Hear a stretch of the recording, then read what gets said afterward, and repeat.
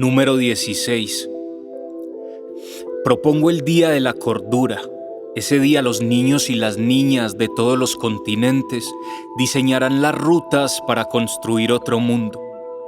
También propongo el Día del Alimento.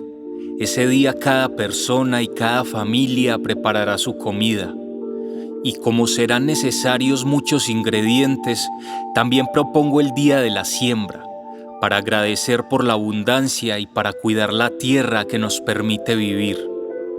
Otro día cambiaremos de trabajo.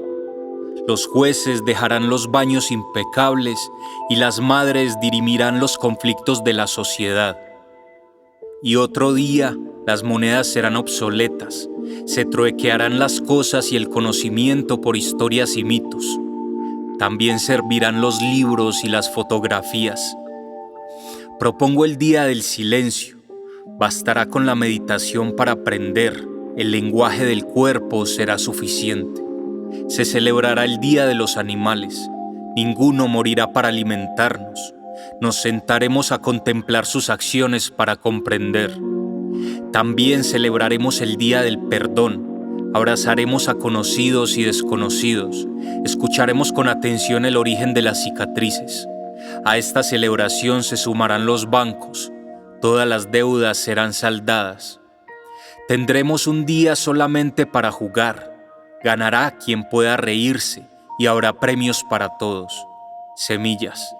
Se compartirá en el Día del Fuego. Con este de testigo, cada familia se sentará a compartir la palabra y a escuchar los corazones.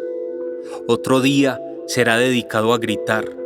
Todos y todas levantaremos la voz para vociferar lo que estaba oculto o lo que no habíamos dicho por miedo. Luego, cada pronunciamiento se tallará en las piedras. En el Día del Color nos dirigiremos con pinturas, lápices y pinceles a recuperar rígidas construcciones monocromáticas. Celebraremos el Día de la Memoria. Entre danza y música recordaremos a quienes trascendieron y recrearemos el pasado para remembrar las victorias y corregir los errores. Propongo el Día del Regalo. Cada persona brindará un objeto preciado a quien pueda necesitarlo. Se celebrará el Día del Tejido. Los abuelos y las abuelas compartirán sus caminos, su sabiduría y su trabajo. Todo con el fin de que nuestro carácter se fortalezca y nuestro espíritu se clarifique. Propongo 365 días que no sean como estos.